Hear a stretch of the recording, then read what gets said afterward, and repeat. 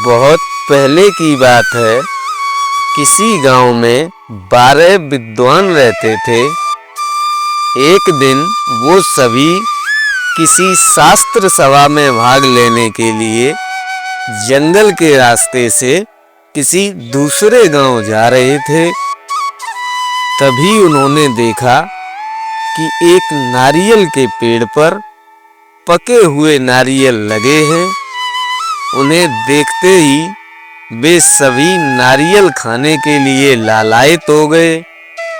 बस फिर क्या था, उन्होंने अपने एक साथी को पेड़ पर चढ़ा दिया और उससे कहा कि तुम नारियल तोड़ तोड़ कर नीचे डालो, हम सभी बाद में एक साथ बैठकर खाएंगे।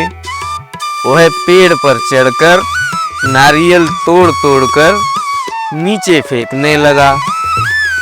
संयोगवश जहां वह नारियल गिरा रहा था, उस जगह पर घास में एक सांप बैठा था। जैसे ही नारियल गिरने लगे, वो सांप अपनी जान बचाने के लिए घास में से निकलकर नारियल के पेड़ पर चढ़ने लगा। ऊपर चढ़े हुए विद्वान ने जब यह देखा तो वह डर के मारे चिल्लाया और बोला, इसे मारो वरना ऊपर चढ़कर ये मुझे डस लेगा। नीचे खड़े विद्वान साथी दूर हट गए और वहीं से पत्थर मारने लगे, लेकिन दूरी अधिक होने के कारण एक भी पत्थर सांप को नहीं लगा। यह देखकर ऊपर वाला विद्वान फिर चिल्लाया, अरे तुम सब नजदीक आकर क्यों नहीं इसे मारते? और अगर तुम इससे इतना डरते हो तो जल्दी कोई दूसरा उपाय करो जिससे कि मेरे प्राणों की रक्षा हो। नीचे खड़े सभी विद्वान एक दूसरे की ओर देखने लगे। कुछ देर तक सोचने के बाद जब उन्हें कुछ भी नहीं सूझा तो अपनी अपनी विद्वता का प्रदर्शन करने लगे और ऊपर चढ़े हुए साथी को उपदेश देने लगे। पहला बोला, देखो तुम रो मत, मुसीबत में धैर्य धारण करना चाहिए। तभी दूसरा बोला, इस समय तुम भगवान से प्रार्थना करो, वो बड़े ही दयालु हैं और सभी की रक्षा करते हैं, तुम्हारी भी अवश्य करेंगे। तभी तीसरा बोला, अगर सांप तुम्हारे पास पहुंच भी जाए तो तुम उसे नारियल से मारना। चौथा भी बोल पड़ा, शास्त्रों में तो स्पष्ट लिखा ही है कि मनुष्य को स्वावलंबी होना चाहिए, इसलिए तुम अपनी रक्षा स्वयं करो। पांचवा भी बोला, घबराओ मत, सभी सांप विषैले नहीं होते और शायद वो तुम्हें काटे भी नहीं। फिर छठा बोल पड़ा, तुम बिल्कुल भी चिंता मत करो, अगर सांप ने तुम्हें काट भी लिया तो हम तुम्हें अच्छे से अच्छे अस्पताल में ले जाएंगे और बहुत अच्छी जड़ी बूटियों से तुम्हारा इलाज कराएंगे। फिर सातवां बोला, तुम चिंता बिल्कुल मत करो, शास्त्रों में यह भी स्पष्ट लिखा है कि जो भाग्य में होता है वही होता है। तुम एक काम करो, ऊपर से नीचे कूद जाओ। अब आप समझ सकते हैं कि नारियल के पेड़ की ऊंचाई कितनी होती है। अगर वह कूदता तो क्या होता, प्राण नहीं भी जाते तो भी हाथ पैर अवश्य टूट जाते। वह डर के कारण नीचे नहीं कूदा।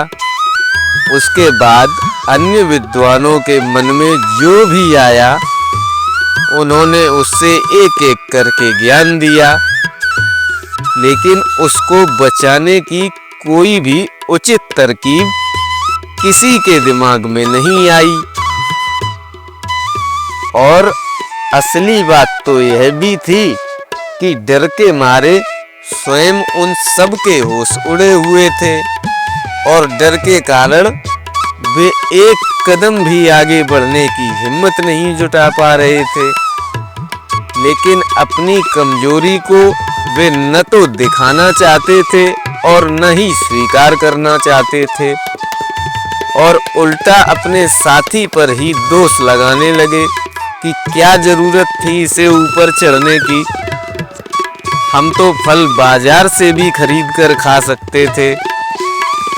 अब तक सांप ऊपर वाले विद्वान के काफी नजदीक पहुंच चुका था। नीचे खड़े विद्वानों ने जब यह देखा तो डर के मारे इधर उधर भागने लगे। संयोगवश उसी समय एक जंगल में काम करने वाला माली आ गया। उसने विद्वानों की वेशभूषा को देखकर तुरंत अनुमान लगा लिया कि अवश्य ही ये विद्वान और पंडित हैं और किसी बात से डरे हुए हैं। उसने उन सभी से पूछा, पंडित जी, कुशल मंगल तो है?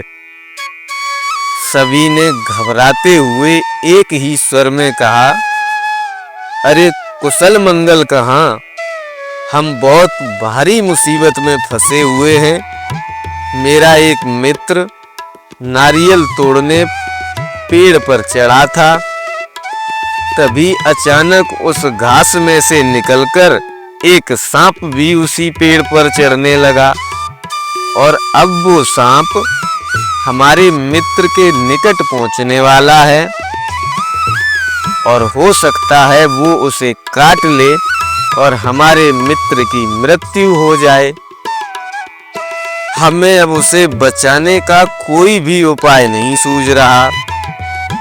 उनकी बात सुनकर माली बोला, तो आप लोग भाग क्यों रहे हैं? अपने साथी को बचाने का कोई और उपाय सोचो। अगर आपको डर लग रहा है तो मेरे साथ चलो। वो सभी चल दिए माली के साथ। माली ने तुरंत अपना ओढ़ा हुआ कंबल उतारा और पेड़ के नीचे पहुंचकर कंबल का एक कोना स्वयं पकड़ लिया और बाकी के 3 कोने 3 अलग अलग विद्वानों को पकड़ा दिए और उनसे कहा कि सभी कोने कस के पकड़ना, छूटने नहीं चाहिए।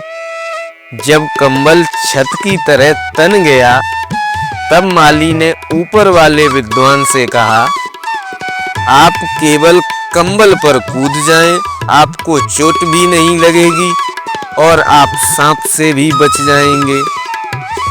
उसने उसकी बात मानकर ऐसा ही किया। वह सीधा कंबल पर कूदा और उसके प्राण बच गए। इस प्रकार जो काम सारे विद्वान नहीं कर सके, वही काम माली के अनुभव ने कर दिखाया।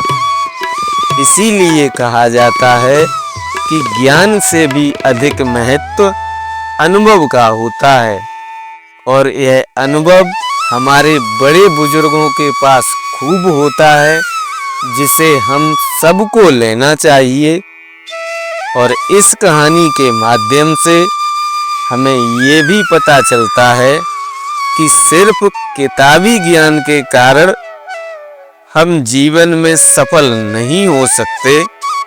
उसके साथ साथ हमें व्यावहारिक ज्ञान भी रखना चाहिए, क्योंकि व्यावहारिक ज्ञान के बिना हमारे जीवन की गाड़ी चलानी किसी भी तरह संभव नहीं है और वह व्यावहारिक ज्ञान हमें सिर्फ अनुभवों से मिलता है।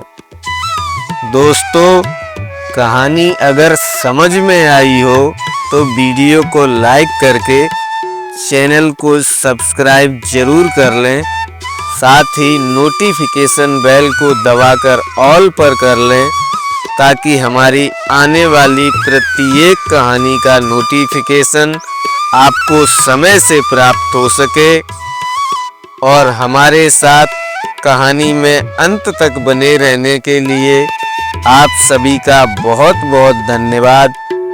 महादेव आप पर और आपके परिवार पर कृपा दृष्टि बनाए रखें। जय महादेव।